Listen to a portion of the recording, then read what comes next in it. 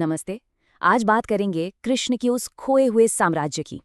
एक ऐसा साम्राज्य जो जमीन पर नहीं बल्कि समंदर की गहराइयों में कहीं दफन है। एक ऐसी शानदार नगरी जिसे कहा जाता है कि स्वयं श्री कृष्ण ने बसाया था, लेकिन आज वो लहरों के नीचे कहीं खो गई है। तो चलिए पौराणिक कथा और आधुनिक विज्ञान के इस सफर पर चलते हैं। तो यही वो सवाल है जो सदियों से पूछा जा रहा है।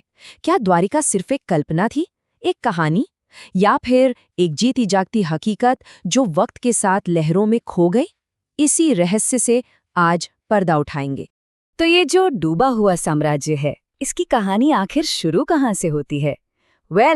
इसकी शुरुआत होती है हजारों साल पुरानी हमारी पौराणिक कथाओं से, जहाँ एक ऐसे आलीशान शहर का जिक्र है जिसे कहते हैं कि खुद देवताओं ने बनाया था।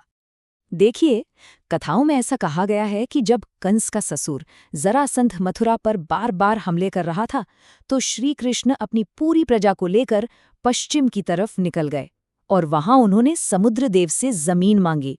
और फिर क्या था, दिव्य वास्तुकार विश्वकर्मा ने रातों रात एक ऐसा शानदार शहर खड़ा कर दिया जिसकी कोई मिसाल नहीं थी।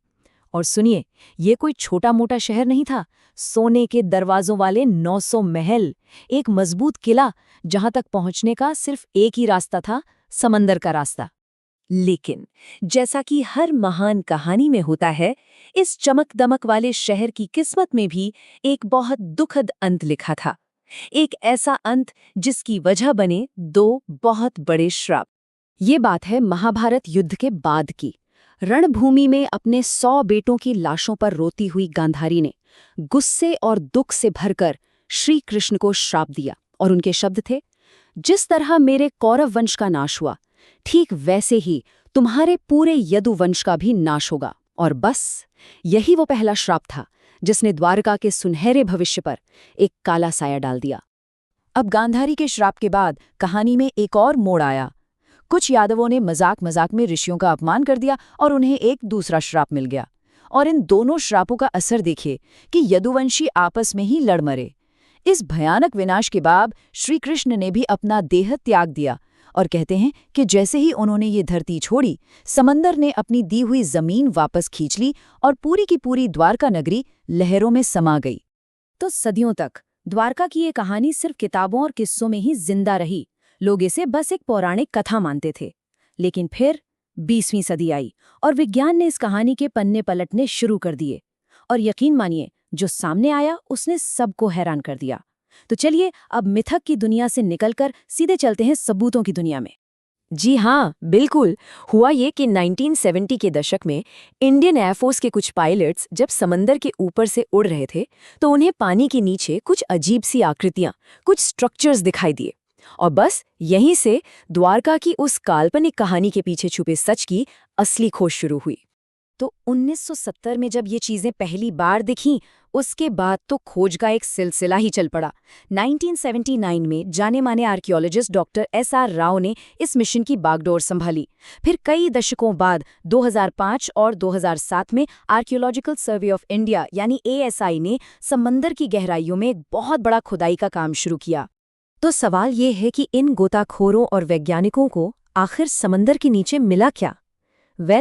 उन्हें जो सबूत हाथ लगे वो सिर्फ हैरान करने वाले नहीं थे, बल्कि वो हजारों साल पुरानी पौराणिक कहानियों से गजब की समानता रखते थे।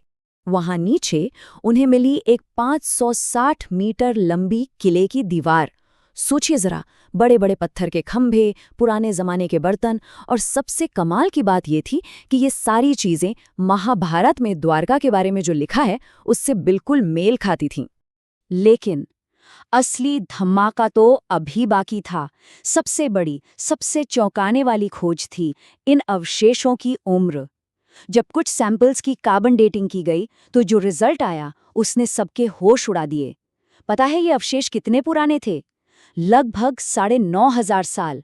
ये तो सिंधु घाटी सभ्यता से भी हजारों साल पुरानी बात है। इस एक खोज ने भारत के इतिहास की पूरी टाइमलाइन पर ही एक बड़ा सवाल खड़ा कर दिया। वैसे द्वारका शब्द का मतलब भी बड़ा दिलचस्प है। संस्कृत में इसका मतलब है द्वार या दरवाजा, और पानी के नीचे से जो इतने सारे पत्थर के एंकर्स यानी लंगर मिले हैं, वो इस बात का पक्का सबूत देते हैं कि ये वाकई एक बहुत बड़ा बंदरगाह था, जो शायद उस जमाने में विदेशी व्यापारियों के लिए भारत का एंट्री गेट रहा होगा। और बस यहीं आकर इस कहानी के दो सिरे एक दूसरे से जुड़ जाते हैं। एक सिरा है आस्था का और दूसरा है विज्ञान का। और यही वो पॉइंट है जहां एक पौराणिक कथा इतिहास की शक्ल लेने लगती है। और यही बात इस खोज को इतना इतना जबरदस्त बना देती है।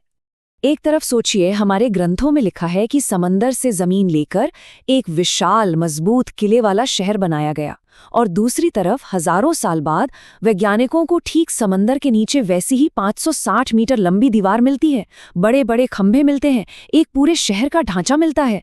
क्या ये सच में सिर्फ एक इत्तेफाक हो सकता है? तो फिर सवाल उठता है कि आखिर ये शहर डूबा तो डूबा कैसे?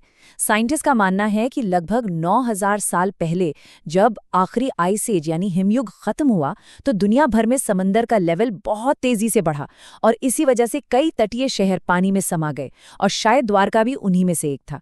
और मजे की बात यह है कि ये टाइमलाइन कार्बन डेटिंग के नतीजों से भी बिल्कुल मैच करती है।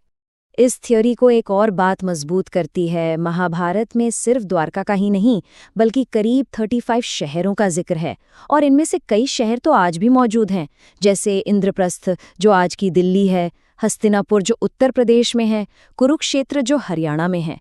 तो जब इतने सारे शहर असली हैं, तो ये मानना थोड़ा मुश्किल हो जाता है कि सिर्फ द्वारका ही एक कल्पना थी। तो द्वारका की ये खोज हमें एक बड़ी दिलचस्प बात सिखाती है कि शायद हमारी पौराणिक कथाएं सिर्फ कहानियां नहीं हैं, बल्कि हमारे इतिहास की भूली बिसरी यादें हैं। और ये हमें एक बहुत बड़े सवाल के साथ छोड़ जाती है।